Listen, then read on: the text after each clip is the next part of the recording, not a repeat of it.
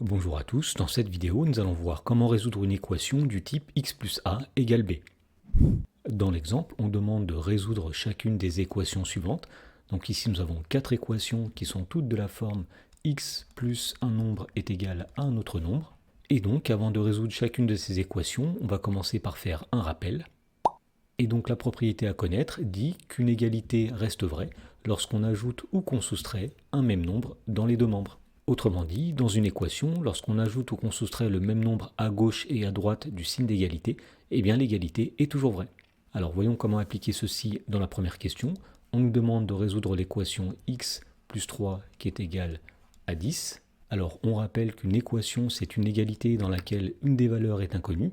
En général on la note avec la lettre petit x. Et on rappelle que résoudre une équation c'est trouver la valeur de cet inconnu, c'est-à-dire trouver petit x. Alors, pour résoudre une équation, l'idée va être d'isoler l'inconnu petit x, et donc dans cette situation, il va falloir se débarrasser du plus 3. Alors, pour compenser ce plus 3 et le faire disparaître, on va tout simplement le soustraire, donc on va écrire moins 3 comme ceci. Et pour que l'égalité reste toujours vraie une fois qu'on a soustrait 3 dans le membre de gauche, on va aussi soustraire 3 dans le membre de droite, puisque nous avions dit que lorsqu'on soustrait un même nombre des deux côtés, l'égalité reste toujours vraie. Voilà, donc à partir de là, on constate que dans le membre de gauche, nous avons plus 3, moins 3, c'est-à-dire 0. Et donc, dans le membre de gauche, il va rester tout simplement x. Et donc ici, nous avons x qui est égal à 10 moins 3, c'est-à-dire 7. Donc la solution de cette équation, c'est x égale 7. Et en effet, on peut vérifier que lorsqu'on remplace x par 7, eh bien on a bien 7 plus 3 qui est égal à 10. Dans la question numéro 2, on nous demande de résoudre l'équation x plus 8 qui est égal à 3. Alors pour résoudre cette équation, on va essayer d'isoler l'inconnu petit x, et donc pour faire cela, on va essayer de se débarrasser du plus 8. Donc ici nous avons une addition, et pour compenser une addition, eh bien nous allons appliquer une soustraction. Donc pour compenser le plus 8, nous allons faire ici moins 8, mais si on fait moins 8 à gauche, il faut aussi faire moins 8 à droite pour que l'égalité soit toujours vérifiée. Et donc à partir de là, on constate que dans le membre de gauche, nous avons plus 8 moins 8, c'est-à-dire 0. Il va tout simplement rester x, et donc on a x qui est égal à 3 moins 8, c'est-à-dire moins 5. Voilà, donc nous avons résolu cette équation. La solution de cette équation, c'est x est égal à moins 5.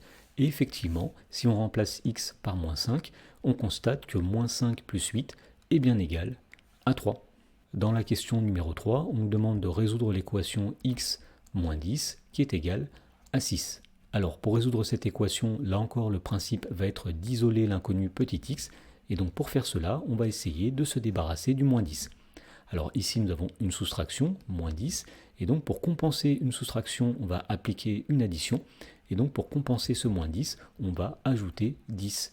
Mais si on ajoute 10 dans le membre de gauche, il faut aussi ajouter 10 dans le membre de droite pour que l'égalité soit toujours vérifiée. À partir de là, on voit que dans le membre de gauche, on a moins 10 plus 10, c'est-à-dire 0. Il va rester tout simplement x qui est égal à 6 plus 10, c'est-à-dire 16.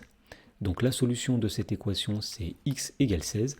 Et effectivement, on peut vérifier que lorsqu'on remplace x par 16, on voit que 16 moins 10 est bien égal à 6.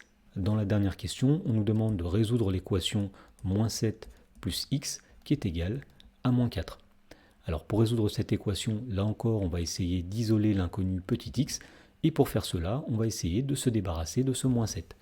Et donc pour compenser ce moins 7, on va ajouter 7 dans le membre de gauche, et si on ajoute 7 dans le membre de gauche, il faut aussi ajouter 7 dans le membre de droite pour que l'égalité soit toujours vérifiée. Et donc finalement, dans le membre de gauche, on a moins 7 plus 7, c'est-à-dire 0.